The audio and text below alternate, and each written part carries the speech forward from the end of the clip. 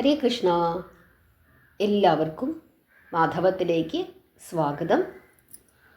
ഇന്ന് നാമജപത്തെ പറ്റി, അതായത് നാമം സ്ഥിരമായി ജപിക്കുന്ന ആളുകളും അതുകൂടാതെ ഇതുവരെ നാമം ജപിച്ച് ശീലിച്ചിട്ടില്ലാത്ത ആളുകളും വല്ലപ്പോഴും ഒക്കെ നാമം ജപിക്കുന്ന ആളുകളും ശ്രദ്ധിക്കേണ്ടുന്ന പ്രധാനപ്പെട്ട ഒരു കാര്യമാണ് ഇന്ന് നമ്മൾ പറയുന്നത്.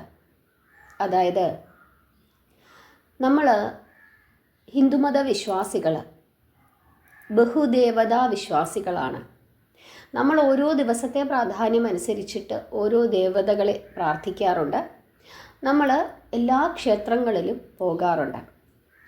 പഴയ കാലത്തായിരുന്നു ശിവനും കൃഷ്ണനുമൊക്കെ വേർതിരിച്ച്, അവരെ രണ്ടുപേരെയും വേർതിരിച്ച് കണ്ടിട്ട് ആരാധന നടത്തിയിരുന്നതും, അതുപോലെ തന്നെ വൈഷ്ണവരും ശൈവരും തമ്മിലൊക്കെ യുദ്ധങ്ങളൊക്കെ നടന്നിരുന്നതുമൊക്കെ, അങ്ങനെ ഒരു ഇരുണ്ട കാലഘട്ടം നമുക്കുണ്ടായിരുന്നു.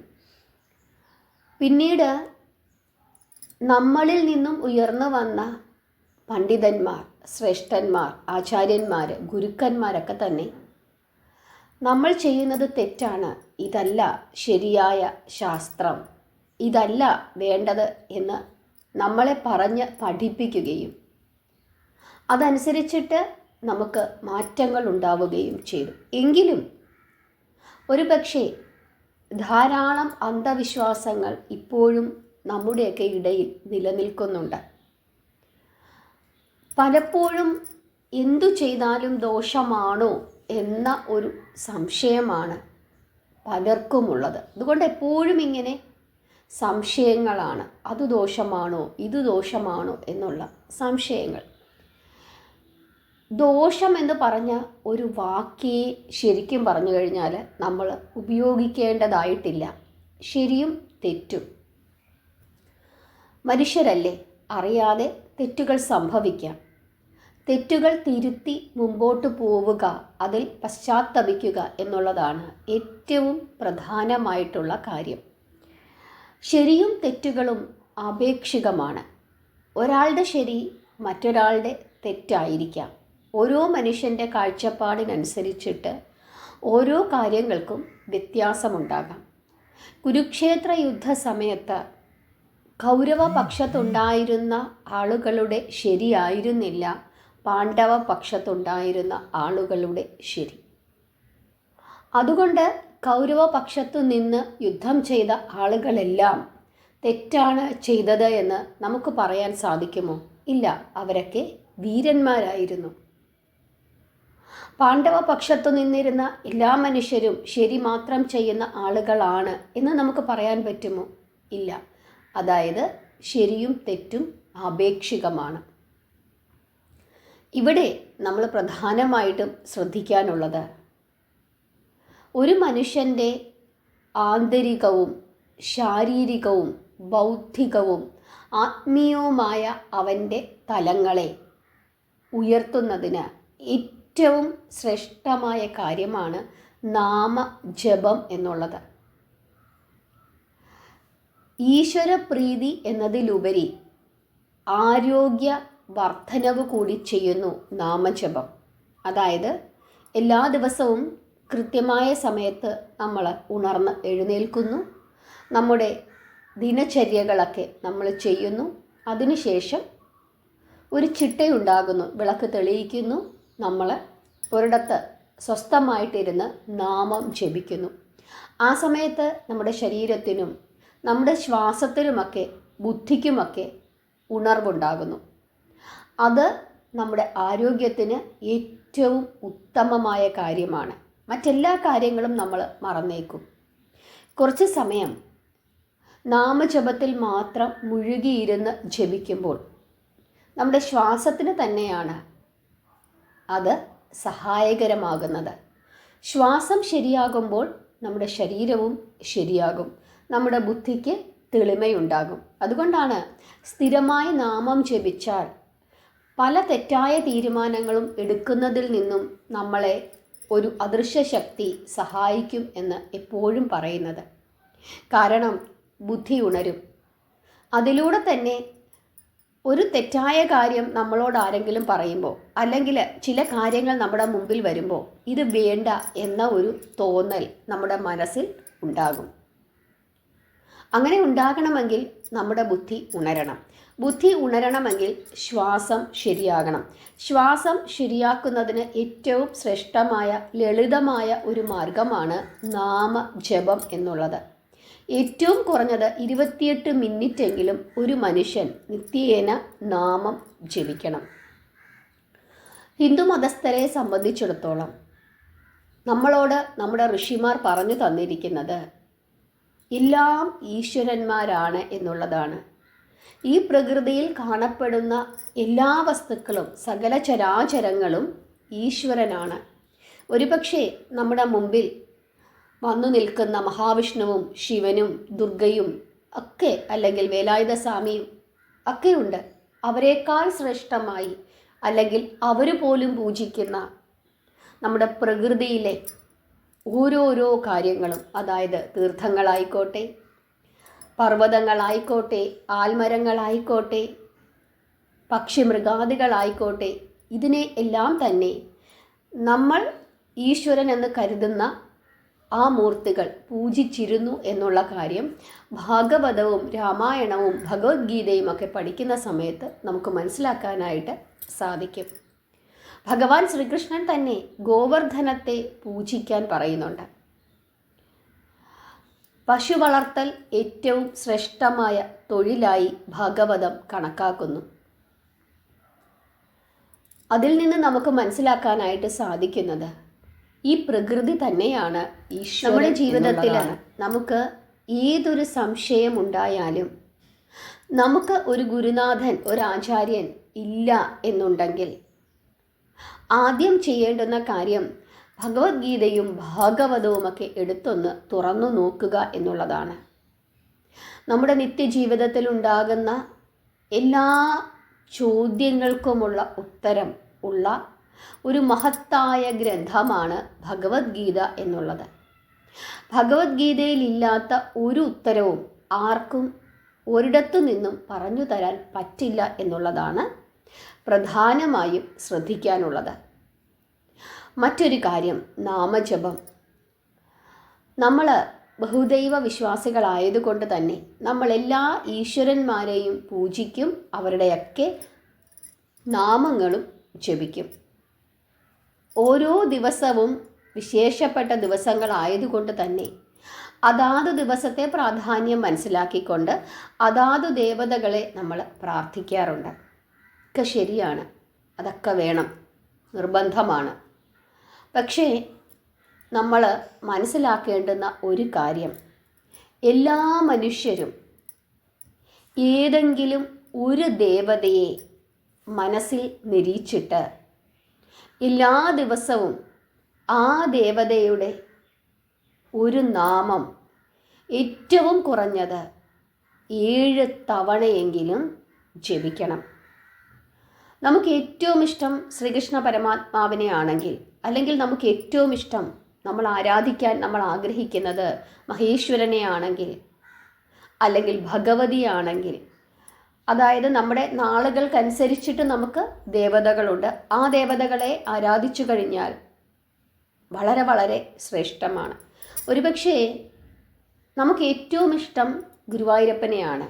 എങ്കിലും നമ്മുടെ നാളനുസരിച്ചിട്ട് നമ്മൾ ഇന്ന ദേവതയാണ് പ്രാർത്ഥിക്കേണ്ടത് എന്ന് ആചാര്യന്മാർ പറഞ്ഞു തന്നു കഴിഞ്ഞാൽ നമുക്ക് ഏറ്റവും ഇഷ്ടമുള്ള നമ്മുടെ ഗുരുവായൂരപ്പനെ നിത്യേന പ്രാർത്ഥിക്കുന്നതിൻ്റെ കൂട്ടത്തിൽ നമ്മൾ ഒരു ദേവതയെ ഓരോരുത്തരും അവരവർക്ക് യോജിക്കുന്നു എന്ന് തോന്നുന്ന ഒരു ദേവതയെ എല്ലാ ദിവസവും ഒരേ സമയത്ത് സാധന പോലെ ഉപാസിക്കണം.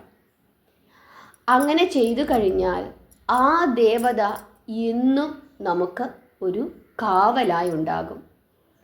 ഇവിടെ ശ്രദ്ധിക്കേണ്ടുന്ന ഒരു കാര്യം, നമ്മൾ മലയാളികളെ സംബന്ധിച്ചിടത്തോളം എല്ലാ കാര്യങ്ങളും ചെയ്യുന്നത് പ്രദർശിപ്പിക്കുന്നതിന് വേണ്ടിയിട്ടാണ്. കൂടുതൽ ആളുകളും അങ്ങനെയാണ് ചെയ്യുന്നത്. അങ്ങനെ ചെയ്യാത്ത ആളുകളുമുണ്ട്. പക്ഷേ നമ്മൾ നാമം ജപിക്കുമ്പോൾ ഉച്ചത്തിൽ നാമം ജപിക്കുക, മറ്റുള്ളവർ കേൾക്കുന്നുണ്ടോ എന്ന് നോക്കുക.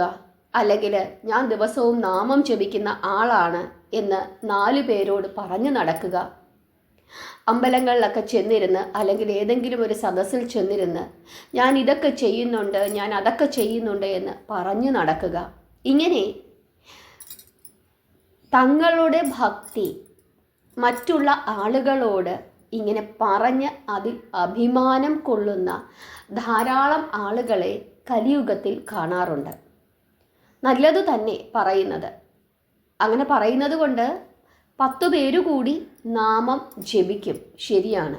പക്ഷേ അവിടെ ഒരു കാര്യം പ്രത്യേകമായി ശ്രദ്ധിക്കാനുള്ളത്, ഉദാഹരണമായിട്ട് നിങ്ങൾ ഭഗവതിയെയാണ് ദിവസവും നിങ്ങളുടെ ഇഷ്ടദേവതയായി കണ്ട് എല്ലാ ദിവസവും പ്രാർത്ഥിക്കുന്നത് എങ്കിൽ ആ കാര്യം അധികം ആരോടും വിസ്തരിക്കുവാൻ നിൽക്കണ്ട. നിങ്ങൾ നാമം ജപിക്കുന്നുണ്ട്, ശരി. പക്ഷേ നിങ്ങളുടെ ദേവത ആരാണോ, നിങ്ങൾ ഏത് ദേവതയാണോ നിത്യവും പ്രാർത്ഥിക്കുന്നത്, ഏത് ദേവതയാണോ നിങ്ങൾ നിത്യവും ഉപാസിക്കുന്നത്, ഏത് പ്രാർത്ഥന കൊണ്ടാണോ നിങ്ങൾ നിത്യവും ആ ദേവിയെ പ്രാർത്ഥിക്കുന്നത്, ആ സമയവും ആ പ്രാർത്ഥനയും നിങ്ങൾ മറ്റുള്ളവരോട് പറയരുത്. ഉദാഹരണമായിട്ട് നിങ്ങൾ എല്ലാ ദിവസവും ലളിത സഹസ്രനാമം ഇന്ന സമയത്ത് ജപിക്കാറുണ്ട്, അല്ലെങ്കിൽ വിഷ്ണു സഹസ്രനാമം ഒരു കൃത്യസമയത്ത് എല്ലാ ദിവസവും ജപിക്കുന്നു എന്നുണ്ടെങ്കിൽ നിങ്ങൾക്ക് പറയാം ആളുകളോട്, ഞാൻ പ്രാർത്ഥിക്കാറുണ്ട്, രാവിലെ എഴുന്നേറ്റ് പ്രാർത്ഥിക്കാറുണ്ട് എന്ന് പറയാം. അല്ലാതെ ഞാനൊരു ദേവീ ഭക്തയാണ്, അതുകൊണ്ട് തന്നെ എല്ലാ ദിവസവും കൃത്യമായിട്ട് ഇന്ന സമയത്ത് ഞാൻ ഭഗവതിയെ ഇന്ന നാമങ്ങൾ കൊണ്ട് പ്രാർത്ഥിക്കാറുണ്ട്, ആ കാര്യം പറയാൻ പാടില്ല. നമുക്ക് പൊതുവേ പറയാം, എല്ലാം ജപിക്കാം, ലളിതാ സഹസ്രനാമം ദിവസവും ജപിക്കൂ എന്ന് മറ്റുള്ളവരോട് പറയാം, വിഷ്ണു സഹസ്രനാമം ജപിക്കൂ എന്ന് പറയാം, ഏതെങ്കിലും നാമങ്ങളൊക്കെ പറഞ്ഞു കൊടുക്കാം, അതൊക്കെ ചെയ്യാം. പക്ഷേ ഞാൻ ഇന്ന സമയത്ത് കൃത്യമായി ഇന്ന കാര്യം ചെയ്യുന്നുണ്ട്, ഞാൻ ഇന്ന ദേവതയെ ഉപാസിക്കുന്നുണ്ട്, പ്രാർത്ഥിക്കുന്നുണ്ട് എന്നുള്ള കാര്യം അത് പറയാൻ പാടില്ല. ആചാര്യന്മാർ അങ്ങനെയാണ്, അവരെല്ലാ കാര്യങ്ങളും നമുക്ക് പറഞ്ഞു തരും. പക്ഷേ അവർ ചെയ്യുന്ന കാര്യം, അവർ ജപിക്കുന്ന മന്ത്രം, അത് ആ മന്ത്രം പോലും പറഞ്ഞു കൊടുക്കുന്നുണ്ടാകാം. പക്ഷെ ഞാനിത് ചെയ്യുന്നുണ്ട്, ഞാൻ ഇന്ന സമയത്ത് ഈ കാര്യം ചെയ്യുന്നുണ്ട്, ആ കാര്യം പറയില്ല. ഈ മന്ത്രം പോലും ഉപദേശിച്ചു കൊടുക്കും, ശരിയാണ്. പക്ഷെ ഞാനത് ഇന്ന സമയത്ത് ജപിക്കുന്നുണ്ട് എന്ന് പറഞ്ഞു കഴിഞ്ഞാൽ, ഉദാഹരണമായിട്ട് ഞാൻ പറയുകയാണ്, ഞാൻ എല്ലാ ദിവസവും 3:30 മണിക്ക് എഴുന്നേറ്റ് 3:45 മണിയാകുന്ന സമയത്ത് നാരായണ നാരായണ എന്ന് 1008 തവണ എല്ലാ ദിവസവും ഞാൻ ജപിക്കാറുണ്ട് എന്ന് ഞാൻ പറയുകയാണ്. പിറ്റേ ദിവസം 3:45 മുതൽ 4 മണി ആകുന്ന സമയത്ത് ഞാൻ ആരോടാണോ പറഞ്ഞത് അവരുടെ മനസ്സിലേക്ക് എന്താണ് വരുന്നത്? ഓ, ഇന്ന ആള് ഇപ്പോൾ ജപിക്കുകയായിരിക്കും എന്ന ഒരു ചിന്ത അവിടെ ഉണ്ടാകുന്നു. അത് പാടില്ല. ചിന്തകൾക്കും വാക്കുകൾക്കും നോട്ടങ്ങൾക്കുമൊക്കെ പോലും വലിയ ശക്തിയുണ്ട്. അതുകൊണ്ട് തന്നെ മന്ത്രങ്ങൾ നമുക്ക് പറഞ്ഞു കൊടുക്കാം. ഗുരുക്കന്മാരായാലും മന്ത്ര ഉപദേശങ്ങൾ നൽകും. കൃത്യമായി ഇന്ന സമയത്ത് ജപിക്കുന്നത് ശ്രേഷ്ഠമാണ് എന്ന് പറഞ്ഞു കൊടുക്കും, എല്ലാം ചെയ്യും, അതൊക്കെ നല്ലതാണ്. പക്ഷേ ഞാനിത് ചെയ്യുന്നു അതുമാത്രം പറയില്ല. ഞാൻ ചെയ്യുന്ന കാര്യങ്ങൾ പോലും മറ്റുള്ളവർക്ക് പറഞ്ഞു കൊടുക്കും, പക്ഷേ ഞാനിത് ചെയ്യുന്നുണ്ട് എന്നുള്ള കാര്യം, ആ ഒരു വാചകം അവർ പറയാറില്ല. അത് അവരും ദേവതയും മാത്രമായിട്ടുള്ള ഒരു സംഭാഷണങ്ങളാണ്. അതുകൊണ്ട് തന്നെ നമ്മൾ ഇങ്ങനെ ചെയ്യുന്ന കാര്യങ്ങൾ അധികം ആളുകളോട് വിസ്തരിക്കുവാൻ പോകരുത്. മറ്റൊരു പ്രധാനപ്പെട്ട കാര്യം, എല്ലാവരും അവരവർക്ക് യോഗ്യമെന്ന് തോന്നുന്ന ഒരു ദേവതയെ കണ്ടെത്തുകയും ആ ദേവതയെ നിത്യവും ഒരു കൃത്യസമയത്ത് പ്രാർത്ഥിക്കുകയും ചെയ്തു കഴിഞ്ഞാൽ ആ ദേവതയുടെ അനുഗ്രഹം നിങ്ങൾക്ക് ഉണ്ടാകും. അതാണ് പ്രധാനമായിട്ടും ശ്രദ്ധിക്കാനുള്ളത്. ചിലർ ഓരോ ദിവസവും അവരിങ്ങനെ നാമങ്ങൾ മാറി മാറി ജപിച്ചുകൊണ്ടിരിക്കും. ചില ദിവസം ജപിക്കില്ല, ചില ദിവസം അവർ ജപിക്കും. ചില നാമങ്ങൾ ചില ദിവസങ്ങൾ ജപിക്കും, ചില നാമങ്ങൾ ചില ദിവസങ്ങൾ ജപിക്കില്ല. ചിലർ പറയും ഞാൻ ചൊവ്വാഴ്ചയും വെള്ളിയാഴ്ചയും മാത്രം ജപിക്കും. ശരി, കൊള്ളാം.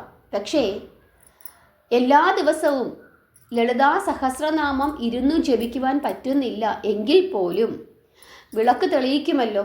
വിളക്ക് തെളിയിക്കുമ്പോൾ അമ്മേ നാരായണ എന്നുള്ള ആ ഒരു നാമമെങ്കിലും 7 തവണ വെച്ച് കൃത്യമായി ഒരേ സമയത്ത്, അല്ലെങ്കിൽ നാരായണ നാരായണ എന്നുള്ള നാമം, അല്ലെങ്കിൽ ഹരേ കൃഷ്ണ എന്നുള്ള നാമം, അല്ലെങ്കിൽ ഓം നമഃശിവായ എന്നുള്ള നാമമൊക്കെ തന്നെ, അല്ലെങ്കിൽ ഏറ്റവും ശ്രേഷ്ഠം ഓം ശരവണഭവായ നമ എന്ന് 7 തവണ, അല്ലെങ്കിൽ ആരാണോ നമ്മുടെ പരദേവത, കുലദേവത, ഗ്രാമദേവത, ആരെയാണോ നമ്മളെപ്പോഴും മനസ്സിൽ ആരാധിച്ച് സ്നേഹിച്ചു കൊണ്ട് നടക്കുന്ന ദേവത, ആ ദേവതയെ നിത്യവും ഒരു 7 തവണയെങ്കിലും ആ ദേവതയുടെ നാമം ഉച്ചരിക്കണം. ആ കാര്യം പ്രത്യേകമായി ശ്രദ്ധിക്കുക. പക്ഷേ നിത്യവും നമ്മൾ ഏതു ദേവതയാണോ പ്രാർത്ഥിക്കുന്നത്, ആ കാര്യം ഞാൻ എല്ലാ ദിവസവും ഇന്ന സമയത്ത് ഇന്ന ദേവതയുടെ ഇന്ന നാമം ഇത്ര തവണ ജപിക്കാറുണ്ട് എന്നുള്ള കാര്യം മറ്റുള്ള ആളുകളോട് പറഞ്ഞു നടക്കരുത്. അവർക്ക് നമുക്ക് ഉപദേശങ്ങൾ കൊടുക്കാം. ഇന്ന സമയത്ത് നിങ്ങൾ ജപിക്കൂ, ശ്രേഷ്ഠമാണെന്ന് പറയാം. ഇന്ന നാമങ്ങളൊക്കെ ജപിക്കൂ, അത് ശ്രേഷ്ഠമാണെന്ന് പറയാം. നിങ്ങളുടെ നാള് ഇതായതുകൊണ്ട് ഇന്ന കാര്യങ്ങളൊക്കെ ചെയ്യൂ എന്നുള്ള കാര്യം പറയാം. ഒക്കെ നല്ലത് തന്നെ. പക്ഷേ ഞാൻ ഇതൊക്കെ ചെയ്യുന്നുണ്ട്, ഞാൻ ഇന്ന സമയത്താണ് ഇതൊക്കെ ചെയ്യുന്നത്, ആ കാര്യം മാത്രം പറയരുത്. നമ്മൾ ചെയ്യുന്ന കാര്യം പോലും നമുക്ക് പറഞ്ഞു കൊടുക്കാം, പക്ഷെ ഞാൻ ചെയ്യുന്നുണ്ട് എന്ന രീതിയിൽ പറയാൻ പാടില്ല. ഇനി നാമം ജപിക്കുന്നവർ ശ്രദ്ധിക്കാനുള്ള പ്രധാനപ്പെട്ട കാര്യം, കഴിയുന്നതും എല്ലാ ദിവസവും ഒരേ സമയത്ത് തന്നെ ജപിക്കാനായി ശ്രദ്ധിക്കുക. വിളക്കു തെളിയിച്ച് കിഴക്കോട്ട് തിരിഞ്ഞിരുന്ന് നാമം ജപിക്കുക. വെറും നിലത്തിരുന്നു കൊണ്ട് ജപിക്കരുത്. ഒരു പായോ അല്ലെങ്കിൽ കട്ടിയുള്ള എന്തെങ്കിലും ഒരു തടുക്കോ എന്തെങ്കിലും ഇട്ടിട്ട് അതിൻ്റെ പുറത്തിരുന്നു കൊണ്ട് ജപിക്കുക. നിവർന്നിരുന്നു കൊണ്ട് ജപിക്കുക. കഴിയുന്നതും തൊഴുകൈയോടുകൂടി ഇരുന്ന് ജപിക്കാനായിട്ട് ശ്രദ്ധിക്കുക. മറ്റൊരു കാര്യം, വിളക്ക് തെളിയിക്കുമ്പോൾ നിലവിളക്ക് വെറും നിലത്ത് വെക്കരുത്. ഒരു തളികയിൽ വെച്ച് വേണം നിലവിളക്ക് തെളിയിക്കാനായിട്ട്. കിഴക്കോട്ടും പടിഞ്ഞാട്ടും തിരിയിട്ട് നമുക്ക് തെളിയിക്കാം. തെളിയിക്കുന്ന ദീപത്തിൻ്റെ നാളത്തിനാണ് പ്രധാനം. 1, 2, 3, 4 വിളക്കുകൾ നമുക്ക് തെളിയിക്കാം. പക്ഷേ ആ ഓരോ വിളക്കിലും എത്ര തിരികൾ നമ്മൾ ഇട്ടു എന്നതിനെ അടിസ്ഥാനപ്പെടുത്തിയിട്ടാണ് എത്ര ദീപങ്ങൾ നമ്മൾ തെളിയിച്ചു, എത്ര തിരികൾ നമ്മൾ തെളിയിച്ചു എന്നുള്ളത് നമ്മൾ മനസ്സിലാക്കേണ്ടത്. ഉദാഹരണമായിട്ട് 5 തിരിയിട്ട് തെളിയിക്കാനാണ് നമ്മൾ ആഗ്രഹിക്കുന്നതെങ്കിൽ 5 വിളക്കിൽ ഓരോ തിരിയിട്ട് നമുക്ക് തെളിയിക്കാം. അതല്ലെങ്കിൽ ഒരു വിളക്കിൽ തന്നെ 5 തിരിയിട്ട് നമുക്ക് തെളിയിക്കാം. ഓരോ ദേവതകൾക്കായും നമുക്ക് ഓരോ വിളക്കായി തെളിയിക്കാവുന്നതാണ്. അതിലൊന്നും തെറ്റില്ല. ദീപനാളങ്ങൾക്കാണ് പ്രാധാന്യം ഉള്ളത് എന്നാണ് ആചാര്യന്മാർ നമുക്ക് പറഞ്ഞു തന്നിരിക്കുന്നത്. അതുപോലെ തന്നെ ഓരോ ദീപനാളവും കാണുമ്പോൾ അത് ഒറ്റ നാളമായിട്ട് വേണം നമുക്ക് കാണാനായിട്ട്. അല്ലാതെ ഇങ്ങനെ 2 തിരി നമ്മൾ കൂട്ടിയിട്ട് തെളിയിക്കുമ്പോൾ രണ്ടും രണ്ടായി നിന്നിങ്ങനെ തെളിയരുത്. അത് രണ്ടും ചേർന്ന് ഒരു കൂപ്പുകൈ പോലെ ചേർന്ന് നിന്നുകൊണ്ട് ഒറ്റ ദീപനാളം ആയിട്ട് വേണം അത് തെളിഞ്ഞ് നിൽക്കാനായിട്ട്. ഈ കാര്യങ്ങൾ പ്രത്യേകമായി ശ്രദ്ധിക്കുക. ഒരു കിണ്ടിയിൽ അല്പം ജലം നമ്മൾ സമർപ്പിക്കണം. നമ്മുടെ വലതു കൈ ഏതു ഭാഗത്താണോ വരുന്നത്, അതായത് വിളക്കിന് അഭിമുഖമായി നമ്മൾ ഇരുന്ന് പ്രാർത്ഥിക്കുമ്പോൾ നമ്മുടെ വലതു കൈ ഏതു ഭാഗത്താണോ വരുന്നത് ആ ഭാഗത്ത് വേണം കിണ്ടി വെക്കാനായിട്ട്. പാത്രത്തിൽ അല്ലെങ്കിൽ ഭഗവതിക്ക് ഭഗവാന് നമുക്ക് പൂക്കൾ സമർപ്പിക്കാം. എന്തെങ്കിലും ഒരു പ്രസാദം എല്ലാ ദിവസവും സമർപ്പിച്ച് പ്രാർത്ഥിക്കാൻ സാധിക്കുന്നുണ്ടെങ്കിൽ അങ്ങ് ഏറ്റവും ശ്രേഷ്ഠം. ഒരു പഴമായിക്കോട്ടെ, അല്ലെങ്കിൽ അല്പം പഞ്ചസാര, അല്ലെങ്കിൽ കൽക്കണ്ടം എന്തായിക്കോട്ടെ, അല്ലെങ്കിൽ ഒരു ഗ്ലാസ് പാല്, അതിലല്പം പഞ്ചസാരയും ഏലക്കയും ഇട്ട് തിളപ്പിച്ചതായിക്കോട്ടെ, എന്തെങ്കിലും ഒരു നൈവേദ്യം കൂടി സമർപ്പിച്ച് പ്രാർത്ഥിക്കാനായിട്ട് ശ്രദ്ധിക്കുക. മറ്റൊരു പ്രധാനപ്പെട്ട കാര്യം, എല്ലാ മനുഷ്യരും എല്ലാ ദിവസവും പ്രാർത്ഥിക്കുന്നുണ്ട്. ഒരു തരത്തിലല്ലെങ്കിൽ മറ്റൊരു തരത്തിൽ. ദൈവവിശ്വാസികളുടെ കാര്യമാണ് പറയുന്നത്. നമ്മൾ എല്ലാ ദിവസവും ലളിതാ സഹസ്രനാമം ജപിക്കുന്ന ആളുകളാണ് എന്ന് കരുതുക. ഒരു അവിചാരിതമായ സാഹചര്യത്തിൽ നമുക്ക് ജപിക്കുവാൻ സാധിക്കുന്നില്ല. ഒന്നുകിൽ നമുക്ക് പീരീഡ്സായി, അല്ലെങ്കിൽ പുലയായി, ബാലായ്മയായി, അല്ലെങ്കിൽ പനി പിടിച്ച് കുളിക്കാതെ കിടപ്പായി, ഹോസ്പിറ്റലിലായി, ഒരു യാത്രയിലായി, ഇങ്ങനെ പല പല സാഹചര്യങ്ങൾ ഒരു മനുഷ്യന് ഉണ്ടാകാം. ഇങ്ങനെയുള്ള സാഹചര്യങ്ങൾ ഉണ്ടാകും എന്ന് മുൻകൂട്ടി കണ്ടുകൊണ്ട് നമ്മൾ എന്തു ചെയ്യണം? എല്ലാ ദിവസവും നമ്മൾ ലളിതാ സഹസ്രനാമം ജപിക്കുന്നുണ്ട് എന്ന് കരുതുക. ഇങ്ങനെയുള്ള സാഹചര്യങ്ങളിൽ നമുക്ക് ഈ ജപം സാധിക്കുകയില്ല. അങ്ങനെ വരുമ്പോൾ എല്ലാ ദിവസവും ലളിതാ സഹസ്രനാമം ജപിക്കുന്നതിൻ്റെ കൂട്ടത്തിൽ നിങ്ങൾ ഭഗവതിയാണ് പ്രാർത്ഥിക്കുന്നത് എങ്കിൽ, അല്ലെങ്കിൽ മഹാവിഷ്ണുവിനെയാണ് പ്രാർത്ഥിക്കുന്നത്, എല്ലാ ദിവസവും ഞാൻ വിഷ്ണു സഹസ്രനാമം ജപിക്കുന്നുണ്ട്, അങ്ങനെയാണെങ്കിൽ നമ്മൾ ശ്രദ്ധിക്കാനുള്ള ഒരു കാര്യം, ഏത് നാമജപമാണോ നമ്മൾ എല്ലാ ദിവസവും ചെയ്യുന്നത്, ഏതു ദേവതയാണോ നമ്മൾ എല്ലാ ദിവസവും ഒരു സാധന പോലെ പ്രാർത്ഥിക്കുന്നത്, ആ ദേവതയുടെ നാമം ഏറ്റവും കുറഞ്ഞത് 7 തവണയെങ്കിലും പറയണം. ഉദാഹരണമായിട്ട് ഭഗവതിയാണ് നമ്മൾ എല്ലാ ദിവസവും പ്രാർത്ഥിക്കുന്നത്, ഒരു ഉപാസന പോലെ പ്രാർത്ഥിക്കുന്നത്, ലളിതാ സഹസ്രനാമം അല്ലെങ്കിൽ ദുർഗാ സപ്തശ്ലോകി നമ്മൾ എല്ലാ ദിവസവും ജപിക്കുന്നുണ്ട് എങ്കിൽ നമ്മൾ എന്തു ചെയ്യണം? ആ ജപത്തിൻ്റെ കൂട്ടത്തിൽ നമ്മൾ മഹാദേവിയെ മഹാദേവിയെ മഹാദേവിയെ എന്ന് പറഞ്ഞുകൊണ്ടിരിക്കണം. ഒരു 7 തവണ, അല്ലെങ്കിൽ 9 തവണ, അല്ലെങ്കിൽ 108 തവണ നമ്മൾ എന്തു ചെയ്യണം? ഇങ്ങനെ പറയണം. മഹാവിഷ്ണുവിനെയാണ് പ്രാർത്ഥിക്കുന്നതെങ്കിൽ ഹരേ കൃഷ്ണ എന്ന് ഒരു 7 തവണ, അല്ലെങ്കിൽ 9 തവണ, അല്ലെങ്കിൽ 108 തവണയൊക്കെ നമ്മൾ അതിൻ്റെ കൂട്ടത്തിൽ നമ്മൾ പറയണം.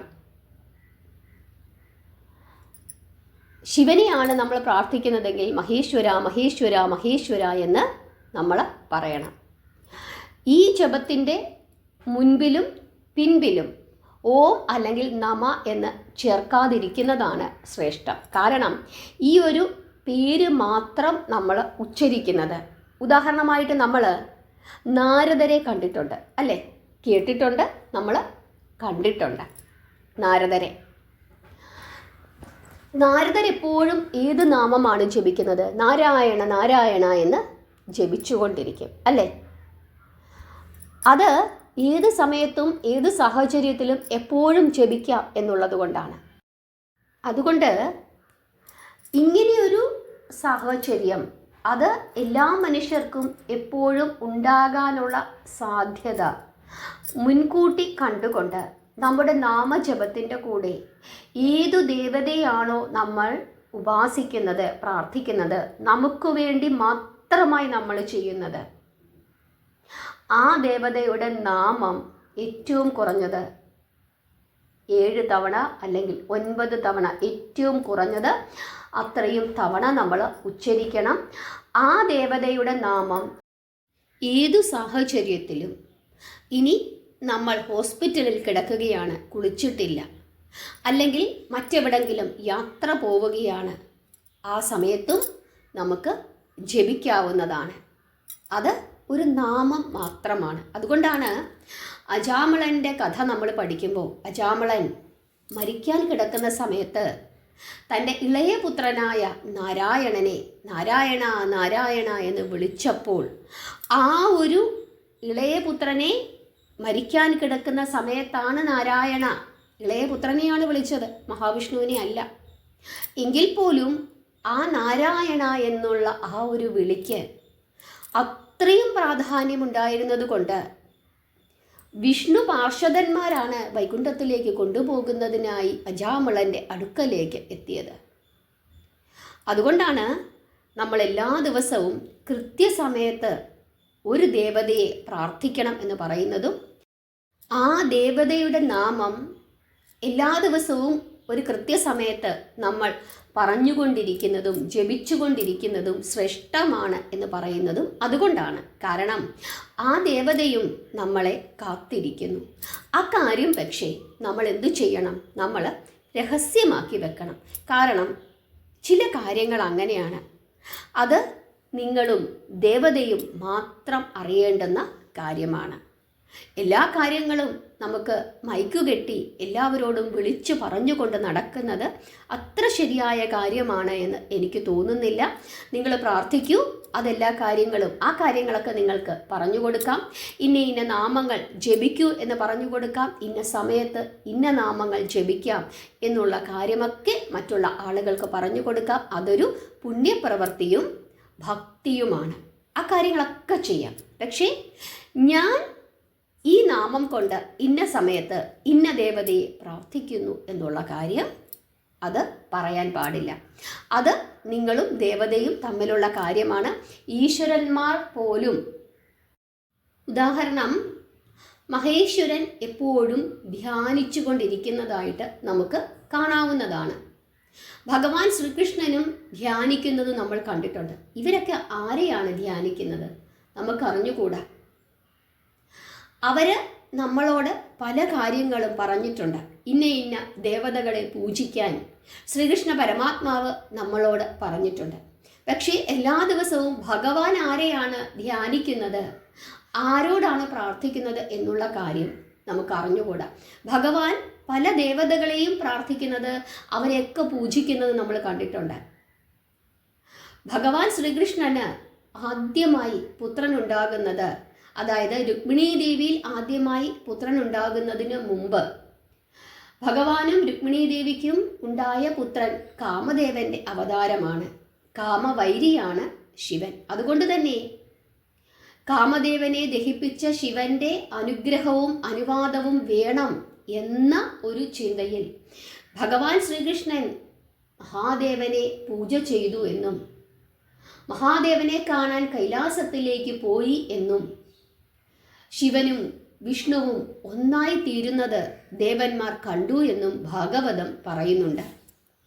ശ്രീരാമചന്ദ്രൻ ശിവനെ പൂജിക്കുന്നത് നമുക്ക് പല അവസരങ്ങളിലും കാണാവുന്നതാണ്. അങ്ങനെ എല്ലാ ദേവന്മാരും ദേവതകളെ പ്രാർത്ഥിക്കുന്നുണ്ട്, അവരുടെ നാമങ്ങൾ ജപിക്കുന്നുണ്ട്. പക്ഷേ അവരാരെയാണ് ധ്യാനിക്കുന്നത് എന്നുള്ള കാര്യം ഇപ്പോഴും നമുക്ക് അറിഞ്ഞുകൂടാ. അതുപോലെ ആയിരിക്കണം നമ്മൾ ഓരോരുത്തരുടെയും കാര്യം. നിങ്ങളെല്ലാവരും നാമം ജപിക്കുന്നുണ്ട്, അക്കാര്യം നിങ്ങൾക്ക് എല്ലാവരോടും പറയാം. ഇന്ന നാമങ്ങൾ ജപിക്കൂ എന്ന് മറ്റുള്ളവർക്ക് പറഞ്ഞു കൊടുക്കാം, കഥകൾ പറഞ്ഞു കൊടുക്കാം. പക്ഷേ ഞാൻ ആരെയാണ് എല്ലാ ദിവസവും ഇന്ന സമയത്ത് പ്രാർത്ഥിക്കുന്നത് എന്നുള്ള കാര്യം അത് പറഞ്ഞു കൊടുക്കുവാൻ പാടുള്ളതല്ല. അത് നിങ്ങളും ദേവതയും മാത്രമായി അറിയേണ്ടുന്ന കാര്യമാണ്. നിങ്ങൾക്കെല്ലാവർക്കും ഈ വിഷയത്തിൻ്റെ പ്രാധാന്യം മനസ്സിലായി എന്ന് വിശ്വസിക്കുന്നു. ഓരോരുത്തരും അവരവർക്ക് യോജിക്കുന്ന ദേവതയെ കണ്ടെത്തുക. ആ ദേവതയെ എല്ലാ ദിവസവും നിർബന്ധമായും ഒരേ സമയത്ത് പ്രാർത്ഥിക്കുക. ആ ദേവതയുടെ നാമങ്ങൾ എല്ലാ ദിവസവും ഏറ്റവും കുറഞ്ഞത് ഒരു കൃത്യസമയത്ത് ഏറ്റവും കുറഞ്ഞത് 7 തവണയെങ്കിലും പറയുക. ഏതു സാഹചര്യത്തിലിരുന്നാലും എവിടെ ഇരുന്നു കൊണ്ടും ആ ദേവതയുടെ നാമം ആ സമയത്ത് ജപിക്കുക.